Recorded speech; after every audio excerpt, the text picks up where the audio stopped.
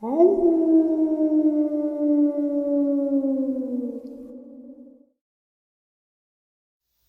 greetings and salutations, everyone. I do hope everyone is still doing well, and welcome to tonight's second half.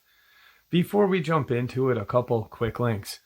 As many of you know, I rely on Patreon, PayPal, channel membership, and the merch to help the channel to continue to grow and go. Links to Patreon, PayPal, and channel membership is in the description below. The merch displayed directly under the video. Also, Dogman Frightening Encounters, Volume 1 through 3, the audiobook versions. They were written and researched by Tom Lyons, narrated and produced by me, Jeff Nadolny. Those audiobooks are available on Audible, Amazon, and iTunes, links to which are also in the description as well. And finally, last but definitely not least, if you'd really like to help support the channel to continue to grow and go, simply subscribe. It does not cost a cent. Click the like button. It takes half a second. If you don't want to miss out on any of the informative uploads that I put out daily, click the bell icon, and folks, please leave a comment. Why? Well, because all of these things really do help the channel to continue to grow and go. They definitely do matter, and they are appreciated. And with that, I have taken far too much of your time. Let's jump in to tonight's second half, shall we? There are three main networks that operate through and around the Earth. The first we are going to look at is the crystalline grid, which links the crystals on Earth. Where this grid intersects are the main portals, vortexes, and dimensional portals that connect the interior of the Earth and the Earth to other dimensional worlds, stars and planets in the galaxy, the solar system, and beyond. The crystalline grid maintains harmony within the Earth's plane and links portals from Earth to the stars and the universe to have harmony with our neighbors in space. Just as we, when the meridians are free and flowing, we enjoy good health within our body and with other beings. So it is with the great networks of the Earth. The ancients were aware of this, and that is why they built pyramids, temples, stone circles to align this energy with the stars and the inner Earth, and maintain the beam, so to speak, as well as the creation of dimensional portals for beings from the other worlds to travel through. These beings are from star systems, universes, and worlds, and they have all an agenda on Earth. Many of them have been here for millions of years, or actually since the history of life on Earth. The dragon people, who were part of the reptilian history on Earth, along with the snake people and lizard people, worked with crystals within the Earth to create the crystalline grid. This created life on the planet as we know it. They came to Earth from Altair, when the Earth was still only sound winds, and so they went to live inside of the Earth. Like many others in other dimensions, generally 6th and 7th, the dragon people connected the crystals around the Earth and built endless tunnels with the serpent peoples. Crystals are electromagnetic, and from the grid that was created through their incorporation, it brought out an electromagnetic energy field around the Earth that drew in moisture, and then life began to form little by little as we know it. Due to the energy that the crystal grid gave off as light, which is life, life could be created with a harmonious weather pattern. When the Earth stabilized and harmonized with the sun and the planets. This created an environment that was then sustainable for many other star people to travel to the Earth to colonize here, as they were now able to cope with living on the surface and coping with the gravitational pull. Some ETs have more of a story here than others, but now the whole world is back to resolve as we merge with the Sun, Central Sun, and Great Central Sun. We are all completing this circle and ready to move on beyond duality and old dramas. The energy which powers our civilizations are in these tunnels, along with huge stores of precious stones and metals. At the main junctions of the grid, we have what we may call the lying dragon vortexes or serpent vortexes. This is the portal that contains the energy and has a large guardian crystal below it. These portals are spiral vortices that rotate counterclockwise and clockwise. This is how all energy moves in the universe, and with anti-gravity from the earth to the heavens, and with gravity from the heavens to the land. The spiraling energy is serpentine energy, that is life force, just as it flows up your spine into your DNA that contains the codes of the story of creation. As the serpent rises within us, so does our DNA activate the memory of who we are, and we become our light body. We raise our frequencies to the higher dimensional worlds as Earth also raises hers to become a fifth dimensional planet. For some, this is evolving far beyond the fifth dimension. In the portals, there are doors to ancient civilizations that have moved into the light, which are now becoming clearer once again as they are making the dimensional shift. The crystalline grid, also known as the dragon lines or the ley lines, is working in all dimensions. In fact, density, you have the physical crystals and the mineral kingdom. These same minerals are found within our bodies and the universe. Thus, the network links to all the most important portals of the earth through the crystalline grid that resonates in the divine light and as a window of light and a door between the worlds, linking with the grid of light in the higher planes, therefore to create a grid in many dimensions. Pyramids, temples, standing stones, and stone circles have been built at the main portals on this grid. Pyramids, which are all over the world, not just in Mexico and Egypt, have a resonance of crystal light. Even structural pyramids are built of granite, which contains quartz. Pyramids once held harmonious resonance with the earth and the universe, their energy working in a higher octave of light, and all of those among us who have parallel world connections with them are now like pyramids of light, bringing harmony back.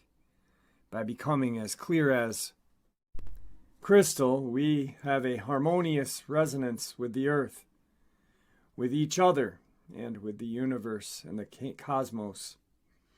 Thus we become the crystal or pyramid holding the ray and creating a new grid of light by opening our resonance to that of the crystalline grid that also runs through us at this time on the planet. A whole new resonance of becoming anchored through us in a form of clear crystals and through the interior of the earth. As we become a transducer of energy from heaven to earth, as we unify, we marry heaven and earth within us. The grid of light is in the casual and higher mental planes around the earth, as it unites us all in our higher self, inner self. So this is the fifth and sixth dimensional. This grid is often used when meditating to connect with others who are light, or whatever name you wish to give to those beings who are here in service to assist in the changing of the cycle and are placed either around the grid in different places to anchor higher energies in certain cosmic events, or through a link of meditation and in its highest state of consciousness to see and know all beings as a whole, healed and divine. Thus creating a higher level of consciousness to help all of humanity make the change that is happening regardless of whether anyone wants it to or not. Just like day follows night, it is a cyclical event, a rather grandiose one. This grid connects everyone at their higher self/inner self level, and many times they are unaware of what is happening as they work together, often during sleep or through trusting their hearts to go where they are guided in. The crystalline grid to hold the energy. The grid of light is also the place where you travel in your light body on your soul level and can move through higher dimensional gates and through stargates and different portals to accelerate your own growth, as well as for service to others and the introduction of encodings of higher octaves of light to be anchored in the Earth's plane. This is where even on a personal level you can communicate with other higher selves to resolve conflicts or difficulties, or to lend help to heal themselves, as once their higher self receives the energy, it can be downloaded to them in the lower planes. This is where you can work on what you may call inner planes. The solar grid connects the golden solar disks around the planet, which holds energy of central sun and the light codes that create life as we know it. They are also working on a frequency of us when we are unified and being the creator God/goddess of our true selves, creating heaven on earth and working with the higher dimensional aspects of oneself as a member of the Council of Light, as the sun disk is golden within our hearts, our solar being one with the central sun. These golden sun disks are still in a higher dimension, hidden from the third dimension, as long as a human being continues to see gold as a power and greed, but they are now being activated throughout the planet. Some have always been active and are united with the solar grid that brings in the golden rays, the essence of divine love, to the Earth's plane.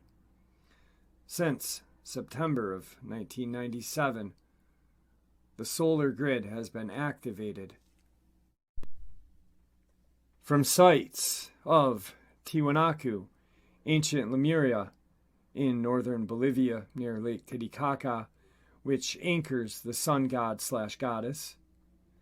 This has been able to happen from the golden solar disks. One on the island of the sun in the Lake Titicaca that has been activated for years. They were fully operational in the past golden age and helped the earth to be aligned through its center to the sun, central sun, and greater central sun. At the time, everyone was in their divinity, but still in more etheric bodies. Now we are doing this again, but this time in full physical bodies, so that we can complete our sacred mission, the marriage of heaven and earth through our body, our light body. In 1995, during the October solar eclipse, the councils of light assessed the vibrations through the disks to the point where the grid linked us all over the world could be activated 2 years later. This is the case now. So the solar grid, which is a very high frequency divine energy, is now working around the earth again. We also have the crystalline grid. The ley lines, which is mentioned above, are linked with crystals, stone circles, or pyramids, like the grids of light that link our higher selves to our etheric diamonds around the earth that have been in place long before we were willing to open up to these solar grid frequencies. Of course, this is running in conjunction with the fact that we are almost completely 0 point, with no magnetism and higher frequencies into no time as we move fully into the fifth dimension and beyond. Once we had to go to a main vortex portal, for example, pyramids or the Himalayas, to move to dimensionally and be activated and awakened today because the grids are flowing again. The energy is charging around the entire world. Even when we're sitting in our living room, you are experiencing higher energies. Portals are vortex points of spiraling energy like chakras or acupressure points in a human being. This energy moves clockwise with the gravity and counterclockwise with anti-gravity. There are crystals within the earth that receive and transmit energy, assimilate it, and send it through the grids, as well as stone amplify and focus energy. These are aligned with our solar system, galaxy, and cosmos, often aligning with a particular star system and are electrical, magnetic, or both. Electrical vortexes are masculine energy, given emotional and physical charge and stimulation of consciousness. Magnetic vortex are feminine energy, which enhances psychic perception and the subconscious. The electromagnetic vortexes combine both energies, providing balance. There are major portals such as Machu Picchu in Peru, the pyramids of Giza in Egypt, Sedona, Arizona, United States, Stonehenge, Uluru in Australia, and so on, as well as many other major portals, as well as minor portals. Many of them are classified as chakra points of the earth, or regarding the countries in which they are located. Sometimes there are differences of opinions on this, but without considering that it is better to stay in your heart and trust what feels right to you. It is not necessary to go to any of these places, but it is often possible that you may be drawn there on a soul journey or in a dream state. These places hold incredible energy, activate and awaken those who travel to them either physically or on soul travel. This can be often the case when people are not spiritually awake, but they go there and then years later, when they are consciously wake up, they realize that going to these places had an effect on their energy field and consciousness, and that it has been part of their awakening process.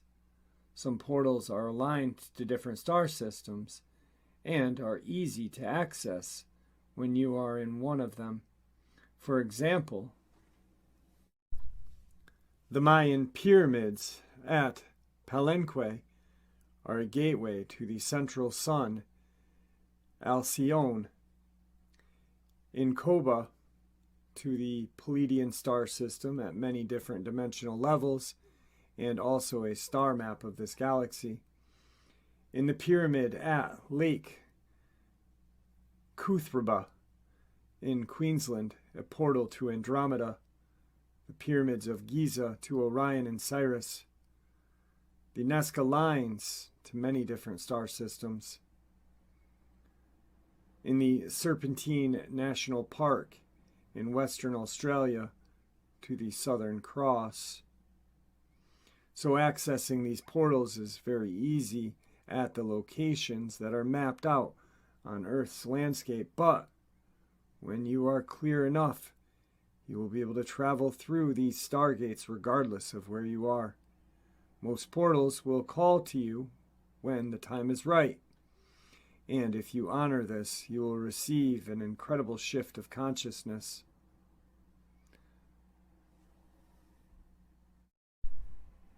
There are also portals that are reopening, like the City of Light in Antarctica, and being activated for the Earth's changes, or those that are anchoring in huge energies for the changes, like Tikla in Guatemala.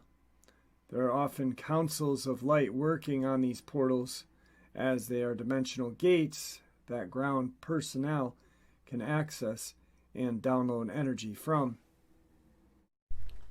There are often codes that need to be activated, like the top of the Himalayas in Kashmir, with the Pakistan border and the source of the Ganges with the living library of light.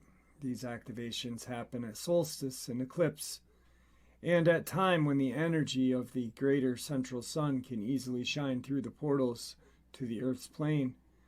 Often the encodings of a location will need to be linked to each other by a ground crew person traveling through the grids doing this. There are also new portals becoming very active as we are now aligned with the second sun in the galactic center, such as the Rainbow Beach in Queensland. Portals are often the light ships or motherships above them, or are portals for ships leaving from within the Earth. Then there are the tunnels of the serpent, and these can only be traversed when we are vibrating with higher octaves of light.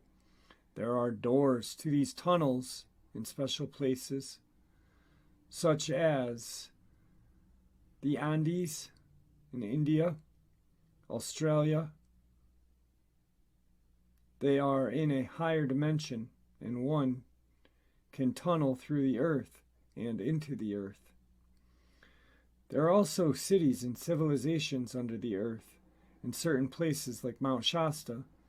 These portals are often in sacred rocks or mountains, so these portals are portals to many dimensional worlds that interact with the third dimension. Some of the old portals are also now transforming their energy to other places of new energy. This is particularly true for those in the northern hemisphere, as the southern hemisphere is bringing new energies.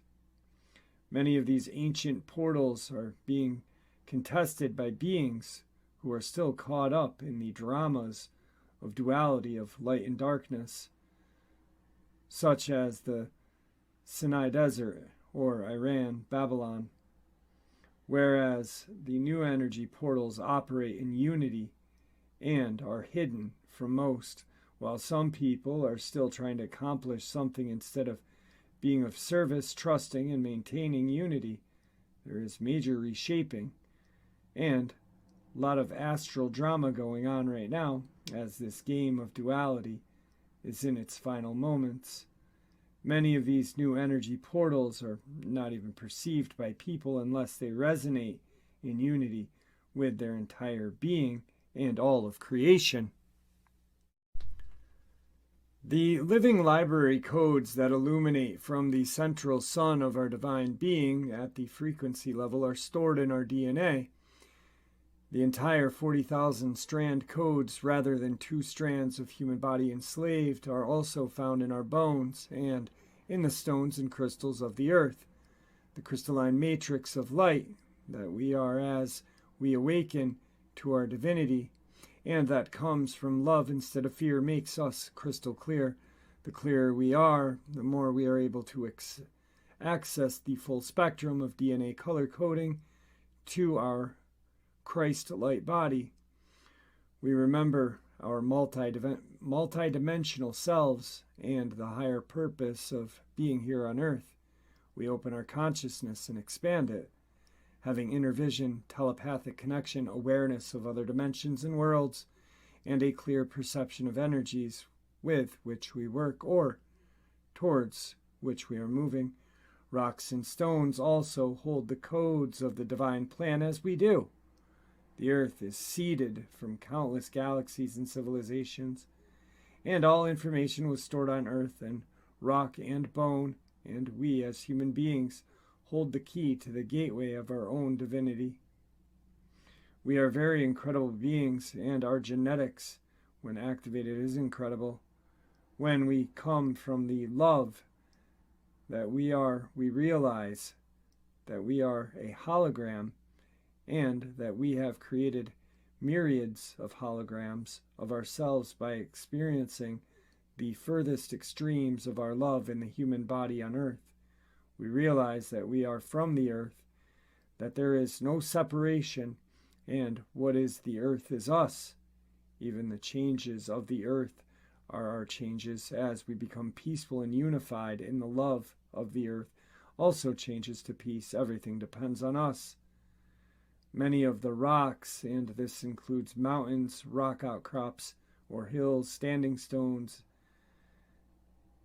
are often already very active or are becoming active again as we merge into the higher dimensions and the veils begin to lift, disappear. They are gateways to a higher octave of light, cities of light, councils of light, grid of light, and dimensions.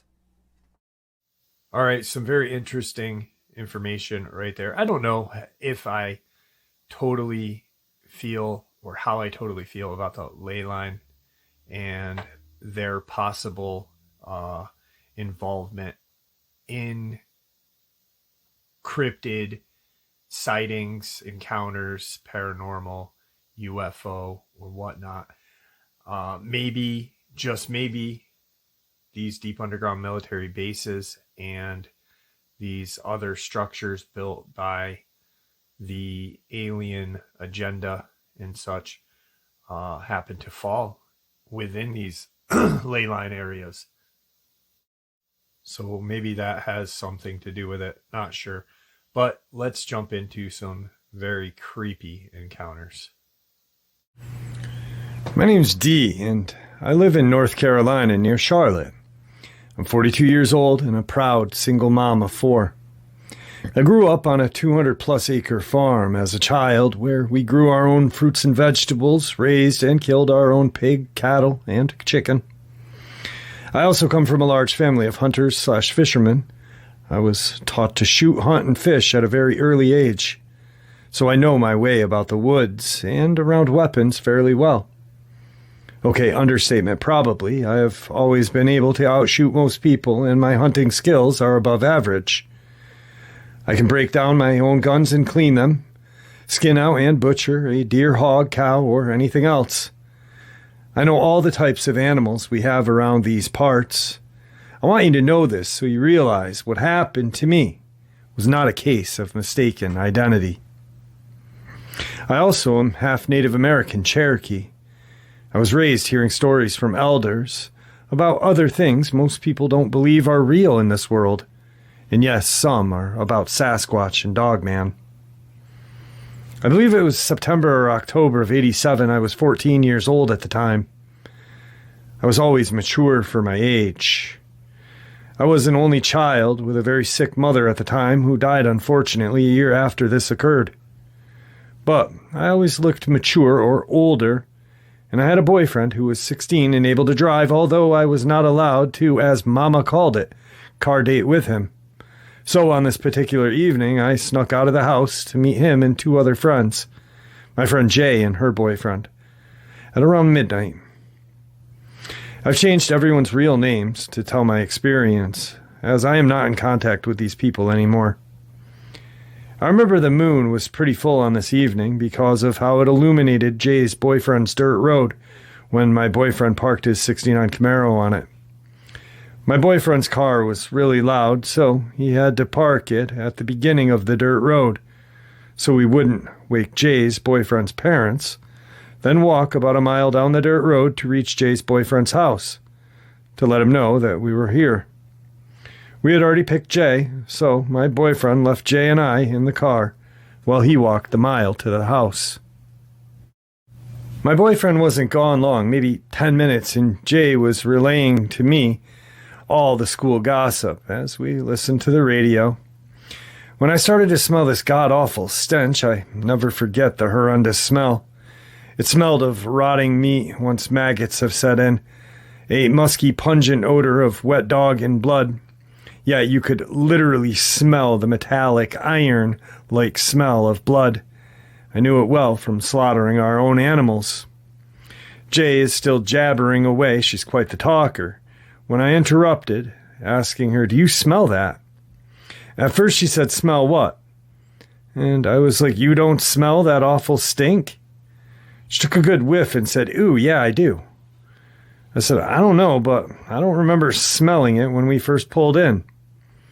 It was so bad we had to pull the fronts of our shirts to cover our nose and mouth. Jay was like, "I guess the scent just doesn't reach us off the bat."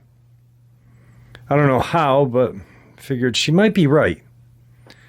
Jay went on talking, and not even 5 minutes later, there was a nudge of the car like someone gently rocked the rear end.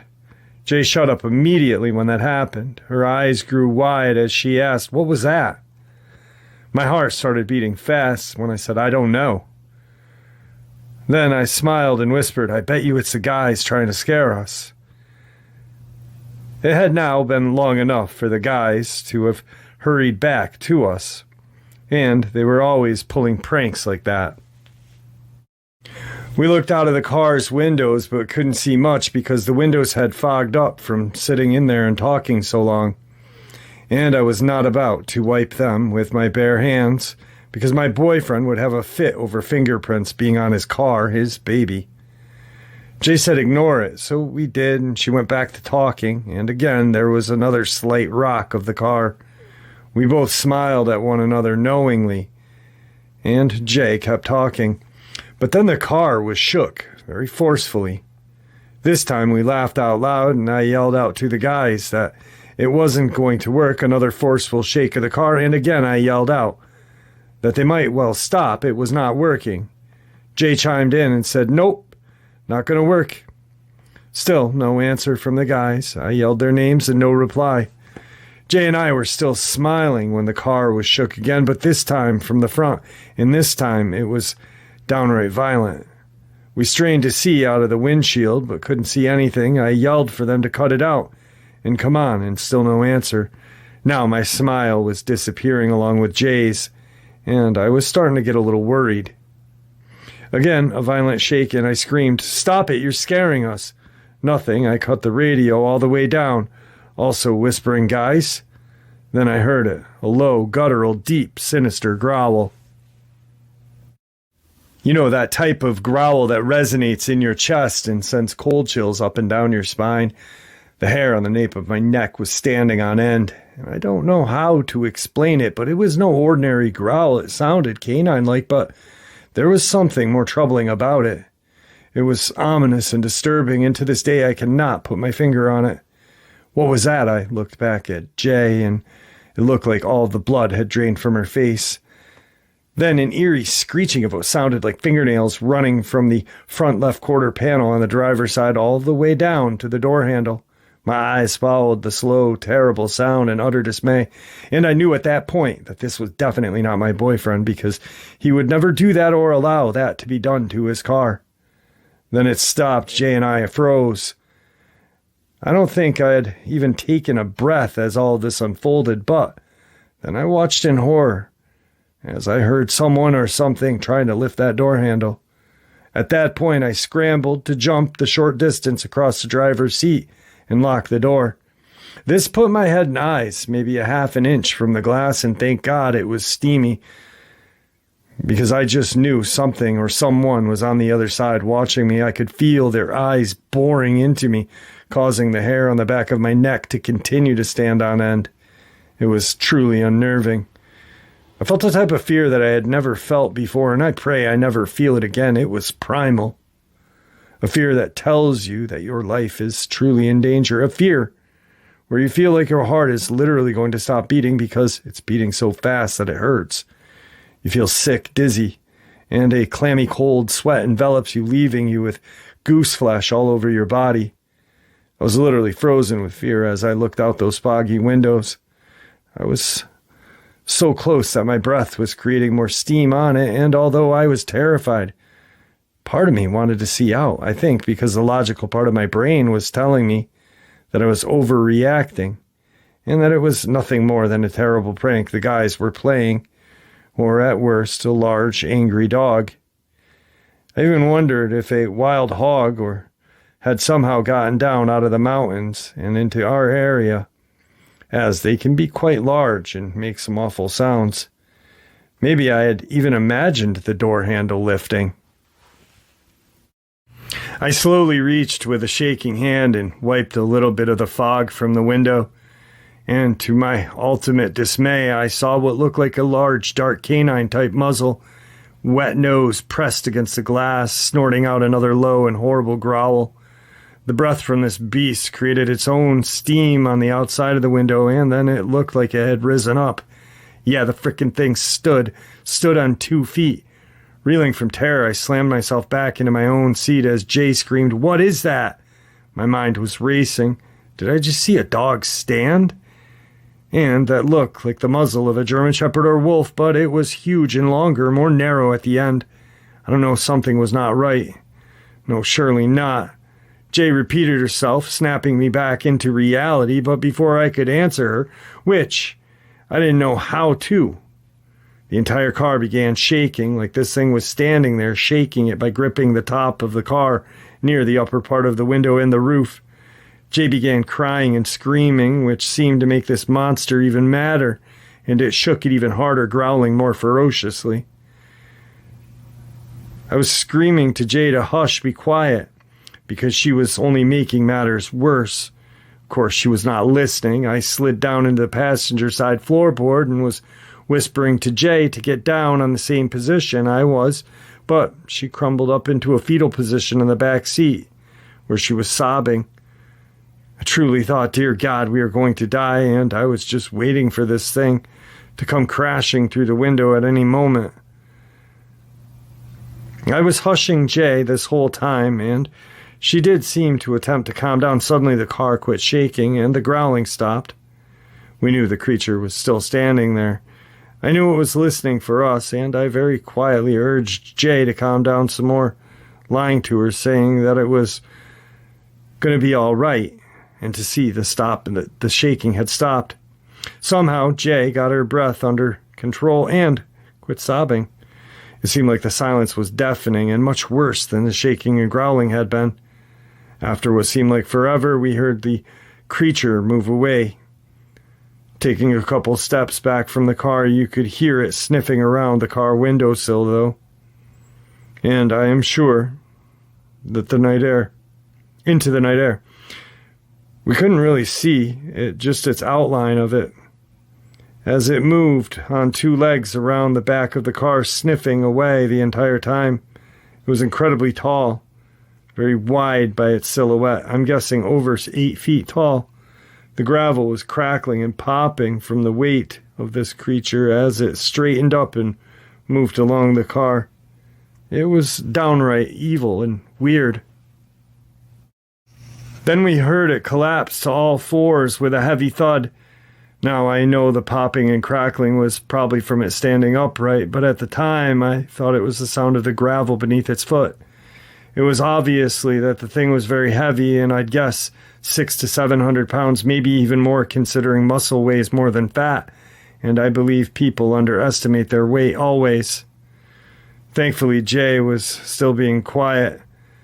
Why I had remained so calm was beyond me. Maybe it was because I felt like I had no other choice, because Jay was falling apart. Maybe because my dad had raised me up to be so rough and tough. I was the only child, and although I was pretty spoiled by folks, I was also a hardcore tomboy from being raised on the farm and seeing animals die, and on a regular basis. I don't know how I kept my wits about me during this, but I did, somehow. I heard the creature quit sniffing, and it sounded like it was messing with the trunk lock. I was thinking, oh my God, it's trying to still get in here. And at that moment, I remember my door was still unlocked. So with that unsteady hand, I reached up, took a deep breath, and slowly pushed the lock down, hoping the thing wouldn't hear it. But as soon as that lock engaged, that locking mechanism made what sounded like the loudest clicking noise ever, and suddenly that creature quit fiddling with the trunk, paused just long enough for me to whisper, oh my God, then ran around to my side of the car, and was now right outside of my door. I could hear it sniffing at the handle. I truly thought my heart was going to beat out of my chest, and I thought I was going to get physically ill. I sunk lower into the passenger side floorboard, and tears filled my eyes. I was absolutely terrified. So terrified that to this day it's beyond my ability to describe just how extremely terrified I was at the time. All I could do was pray that the thing wouldn't bust through the window, yet that irrational voice inside my head was going, "You know it's going to bust in here any moment, don't you?" Suddenly the sniffing quit again, and it was dead silence. What's it doing now, I thought. And, like to answer me, I felt a hard slam on the car door, and then I felt the door handle lift. I was already in a very awkward position, but I turned my upper body around so I could grab the inside handle with both hands just in case it somehow did get it open. I knew that by the size of this thing, I was not going to stand a chance in a tug-of-war over the door, but I sure was not going to go down without a fight.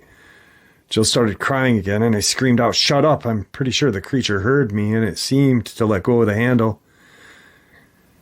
This thing started growling, that sinister growl again, and then it went back to lifting the door handle, but this time it was jerking it hard enough to shake the car. I was gripping the handle so tight that my knuckles were turning white and my hands were starting to hurt, but I didn't care. I was not letting go. Jill began to panic. She cried out, "Go away." I lost it at that point and screamed, "Just stop, go away." I just kept screaming this over and over. By now, I was crying hysterically as well. And, unbelievably, it suddenly just stopped. No shaking, no lifting, no growling. Just the sound of us breathing and sobbing. A minute passed, and Jay asked me if it was gone. I didn't hear it leave, but we'd been crying and yelling, and although I definitely did not want to, I knew I was going to have a look out that window. Keeping one hand on the door handle, I scooted up just far enough to reach the glass, but still keep the majority of myself in the floorboard hidden. And using the other hand, which had practically fallen asleep from the numbing pain of gripping the handle so tight, I managed to swipe a little space of fog from the glass. Slowly, with eyes wide from fear, I peeked my head just high enough to look out that little piece I had made, and to my horror, as my heart sank and my blood ran cold, I now found myself looking into two of the most deadly eyes I had ever seen. Its eyes were this freakish ember yellow, and it was glaring right back at me. It began this ominous deep growl, obviously angry that it couldn't get to me, and this frickin' thing was a lot larger than I had estimated. It was enormous. Its head was the size of a grizzly's. In fact, I'd bet it was a little larger. I wanted to look away, but I couldn't. My eyes were looking right at it, but my brain just could not fathom the message my eyes were sending it. This was a monster, a real and true creature of the night, something I had overheard about in hushed stories the elders would tell. Something horror stories and legends are made of, but it was supposed to be exactly that, a legend, a myth, something that was not real, something made up, fiction. And then I thought, dear God in heaven, these things do exist. And at that one moment, everything I thought about this world was changed forever. Everything I thought I knew changed. Everything I believed and didn't believe changed. Along with its monstrous head were tall pointed ears with long tufts of hair coming from the tip. And inside the ears, its coat looked longer than a German shepherd's, but just as coarse. It had tiny frays of white around its eyes and the snout, like it was just beginning to age, maybe. It had a few scars, one above its right eye and across its snout, from fighting perhaps, or from killing. Then it just had to go and sneer at me. Unfortunately, I caught a glimpse of its huge teeth. My stupid mind couldn't help but interject. All the better to eat you with, I guess my mind way of trying to cope with the situation. It was looking very, very oversized wolf, but there was also something non-wolf-like about it. Something unnatural, something dangerous and very predatory. I knew I was looking at a true predator, an apex predator, the top of the food chain, an alpha predator, the real natural-born killer, and my mind reeled as it screamed, "It's werewolf, you idiot. You're looking at a werewolf." Suddenly, it jerked its head down the road, looking in the direction that my boyfriend would be coming from any minute. I suddenly realized our boyfriends would be back, and they were going to be outside with this monster. I began to feel sick and started to cry again because I had no idea how to warn them, and I just knew this thing was going to kill them, and we were going to have to witness the savage slaying. Still looking down the road, the creature lifted its snout into the air and began sniffing, its ears twitching in the same direction of its sniffing, and then it quickly snapped its head back in my direction, gave me one final terrorizing look, and charged off on all fours in the opposite direction of where our boyfriends would be coming from. And boy, could it move. It was lightning fast. Moments later, we saw 2 flashlight beams and heard the guys laughing and talking, still paralyzed in fear. Neither Jay or I moved. Tears just ran down our cheeks. The guys had to tap on the glass of the windows to say, "Open up," before I budged. Once in, I quickly locked my door and leapt over my boyfriend and locked his. My boyfriend was like, "What's wrong with you?" I could hear Jay's boyfriend asking her why she was crying. Then my boyfriend looked at me and said, "You're crying too? What happened?" Before we could answer, we all heard this terrifying howl cut through the night like a razor. It was long, almost sad, but I knew the creature making that howl was not sad, perhaps mad that it didn't get its midnight snack. Jill and I screamed for my boyfriend, "Go!" He looked at me and dared to say, "Not before you tell me what happened." Jay and I were both crying harder and nervously looking around. Jay whined for her boyfriend, and she wanted to leave, but I reached over, grabbed the keys and the ignition, and cranked the stupid car myself, screaming at the top of my lungs, "We have to go." Shocked, but with little reluctance, my boyfriend cranked the car up, and we sped away from the area where this creature had just been. The guys were really mad that we wanted to go home immediately, and I don't think they understood what either of us was trying to tell them until later on. Of course, we were both talking frantically, telling what seemed like an irrational story. I'm sure we were not making any sense. But the next day when my boyfriend came by, there in the dust that covered his car from the dirt roads were very large prints on the roof, windows, and wheel well of the car. And all down the driver's side from the front quarter panel door were deep claw marks.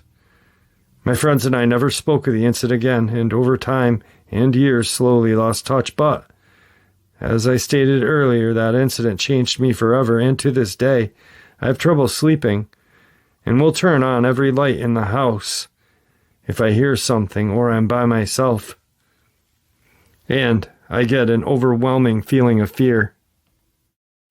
Sometimes I have to take sleeping pills to sleep and anxiety medicine for panic attacks. I watch my surroundings, especially at night. And I don't hunt or camp alone. I don't camp often at all. I'm very cautious, and I always keep big dogs, Rotties. In fact, this is the first time I haven't had a dog in many years, but I plan on changing that soon. I always carry a sidearm and have one close by, although I doubt a gun could stop what I saw that night if it truly wanted you. But I'd rather have it than not.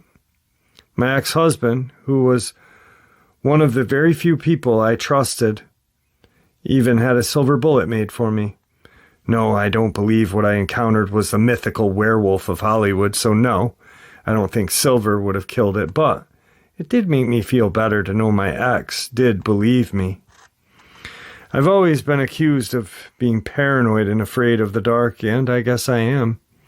I tell people I'm not afraid of the dark, but I'm afraid of what's in the dark, and I have good reason to be. I don't isolate myself by any means, but I do things I consider stupid, either walk down a desolate road at night alone or hear strange noises and grab a gun to investigate. And for years, I tried to suppress it and pretend it didn't really happen, but I think it made things worse. When I finally got old enough to finally say, okay, this really did happen, and it's okay to admit it and believe it, I started feeling a little better. Although, I still feel very alone in the matter.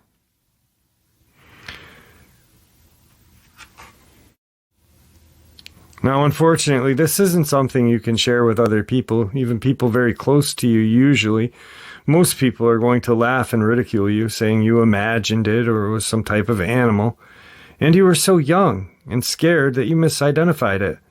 Trust me when I tell you there is no way I misidentified this thing. So, hearing others say it's true, and they've seen it, helps tremendously. What I still truly don't understand is, why didn't the creature break the glass that night? It was intelligent enough to lift the car handle and fiddle with the trunk, but it didn't break the glass. I've asked myself that question 100 times. And why did it just run away like that? It could have had us all for a midnight snack. Well, now you have heard my experience, and whether you believe it or not, it's up to you. Unfortunately for me, I have no choice to believe it and deal with it in some way, shape, or form every day for the rest of my life. The Dogman is part of my reality, whether I like it or not. And there you have it, folks. I hope you all enjoyed tonight's second half as much as I enjoyed sharing it with you. I'd like to thank you all for supporting the channel.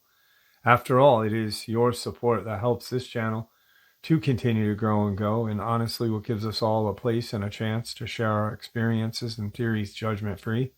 Everyone is simply treated with the respect that we deserve. Please stay safe, happy, healthy, and ever vigilant, keeping an eye on our children, pets, family, and our friends. These creatures are real, they are out there and dangerous. Share this information with those you love and care about, and it may just help save their lives someday. Until next time, never stop asking questions, never stop searching for the truth, and God bless you all.